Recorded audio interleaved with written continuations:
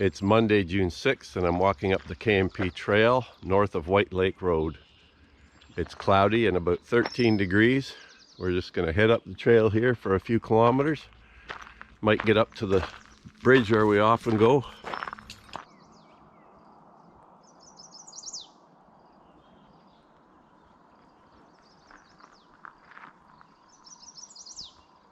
Chestnut-sided warblers singing in here. Sweet, sweet, sweet, I'll switch you.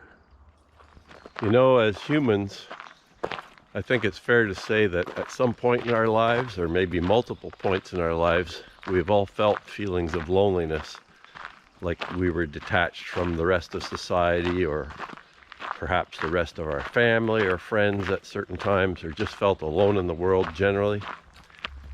But it got me to thinking the other day when I was out looking for prairie warblers and encountering other less common species as well, such as the mourning warbler the other day, and other species that are less common or rare, is that we really have no idea of what it's like to be truly lonely. Some of these species, and certainly around the world, you can find extreme examples of highly endangered animals that are critically endangered with only a few individuals. But I'm even discussing here species that we have that I guess you would just call uncommon, depending how you're going to define the terms. But species that I, for example, see once a year maybe. But you just start thinking how difficult it must be for these individuals to live from day to day, constantly in search of mates or other individuals to be with. So imagine flying thousands of kilometers to your breeding zone, and all the way during your migration you may encounter a few individuals of your own species. But by and large, you're moving through large territories with no others of your kind at all. For many species around the world, being rare or endangered is a natural consequence of their evolution. For example, they may be so evolutionarily specialized that they live in a very specific small area. For example, some species live solely on one mountaintop, or they may live in one section of a forest and nowhere else on Earth. However, for an increasingly large number of species, rarity is a result of human interaction on the landscape, human expansionism across the landscape, pollution, climate change, a lot of different factors relating to human activity. The most expansive impacts from humans comes from landscape alteration. This can include habitat loss, where a natural habitat is simply eliminated through land clearing and pavement, building of buildings to replace the natural landscape, or through something we know as habitat fragmentation, where somewhat less extreme activities may come into an area, chop up the natural landscape into pieces, make different uses out of all those pieces. There may still be some greenery of one type or another left, but by and large, human activities have moved into the area, whether it's agricultural or industrial or residential type activities. They've moved into the area, fragmented it, and changed it, and so it no longer functions as an intact, larger natural area. You can imagine what that means for any of the species that used to depend on that larger area to survive. They're now being asked to survive, or expected to survive, in an area that's chopped up into little pieces. That may or may not be possible depending on the species that used to live there. For example, smaller things like insects and whatnot might still be able to survive. Some birds might still make out, and other ones will come in, other species that maybe can live more in harmony with humans.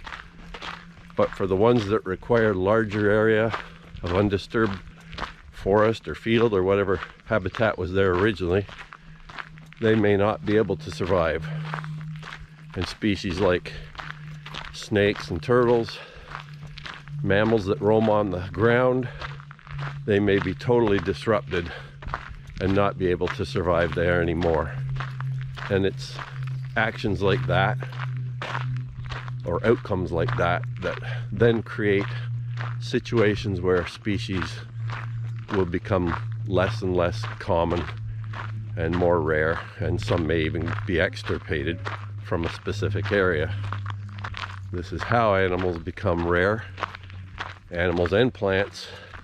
The main thing we can do to try to prevent it is to make sure that our natural areas do remain linked and expansive to the degree possible. But just try to imagine for a moment what it would be like to be a small songbird who's now become uncommon or rare across its range. Your daily life. You may have migrated, spending weeks to get to the north here in Canada, to get to your previous breeding grounds. And again, along the way, you may or may not see any of your own type. You approach the breeding grounds and start singing your heart out to try and attract a mate or find another of your type. And that may go on for weeks where you can't even find another of your own type. If you're lucky, you might find one and have a successful breeding season, but otherwise the whole season may go by unsuccessful in your attempts to find another of your own type to breed with. Then you face the migration south. So your entire life may be spent largely alone, not seeing any of your own kind in virtually 99% of your daily life.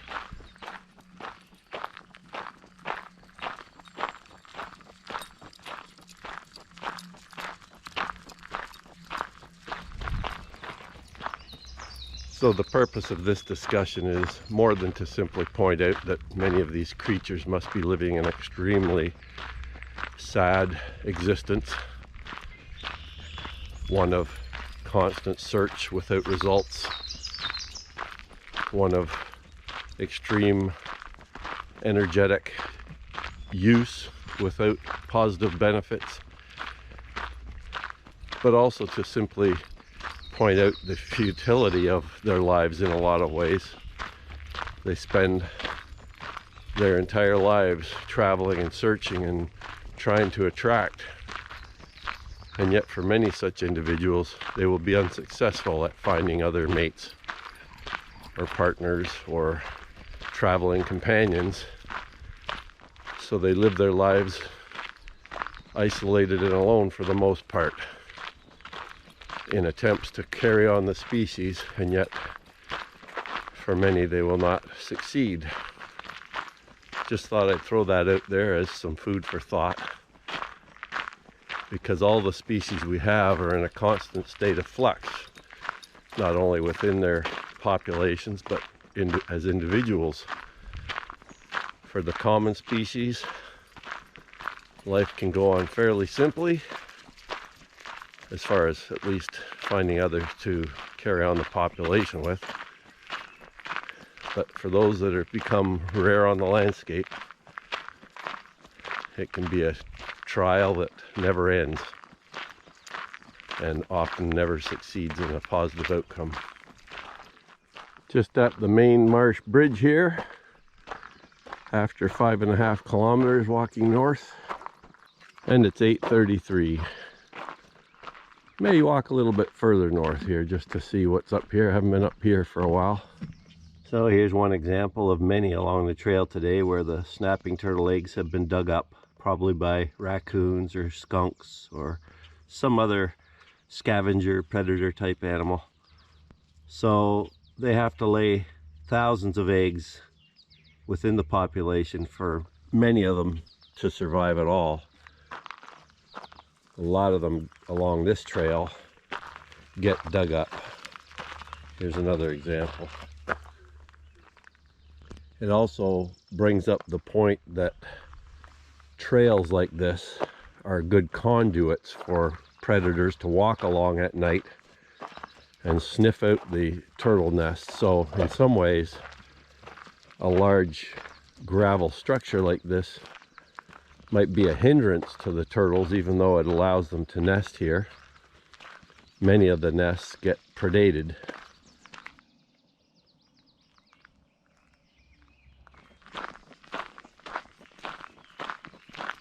Clouds are increasing from the west.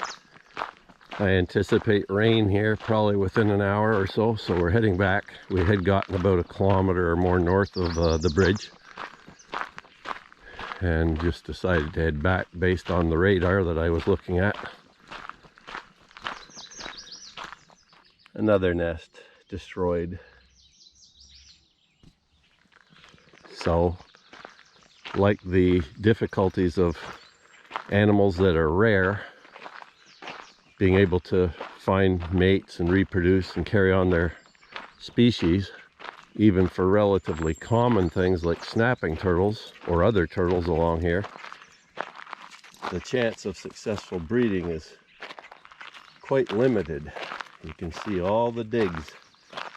Things like raccoons can smell these egg masses and just dig them out all along here. So here's a female snapper in the process of trying to lay eggs. I don't want to get too close to her to disturb her, but you can see how she's got the gravel dug out there. This turtle's only about 1 foot long. Don't want to disturb at all, so I'll back off. So yeah, a difficult proposition if you're turtle nesting around here. I often wonder, without a gravel trail like this, where would these turtles typically nest? And the answer to that basically is, if you go to the edges of the wetland and look where it meets the upland, there's generally sloping forested soils coming down to the edge of the wetland. And in this area, you'd have mix of granite rock and sandy soils coming down. So they'd probably nest just on the edges wherever they could.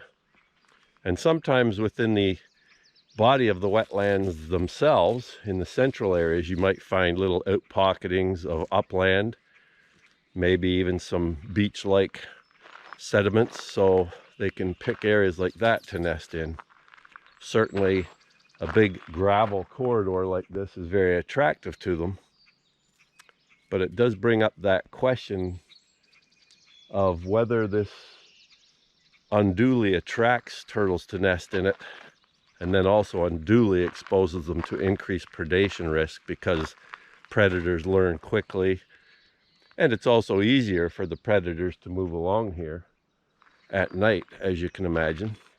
So they cruise along here and they can smell all the turtle eggs and nests and things. So does this actually impose greater risk as opposed to providing them greater nesting areas? And you'd have to do a lot of study on that to determine the answer to that question, I guess.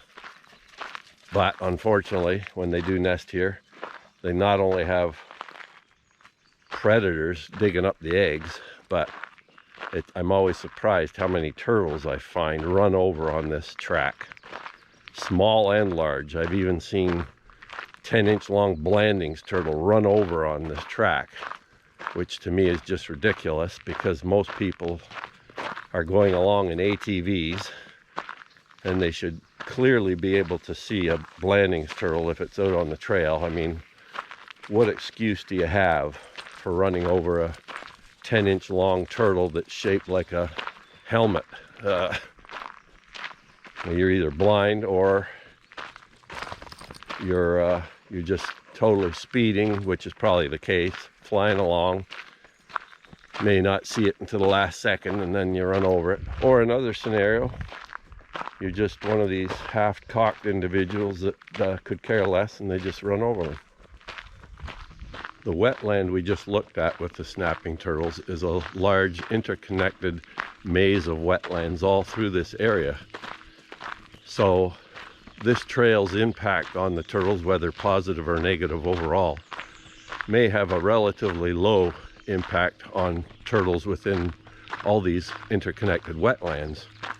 But you can imagine if this wetland was situated inside the middle of a city, was a last remaining wetland remnant, and had this population of turtles depending on it, you can see how the impacts of a trail like this, or increased predation, or what have you, could severely threaten that specific population of turtles, just as an example. Could be a population of plants, could be a population of snakes, population of birds, whatever. Just pointing out the fact that a small isolated habitat remnant is much more vulnerable to having impacts affect it as well as the species that it contains. Another nest dug up. Luna didn't do it. She's just walking by.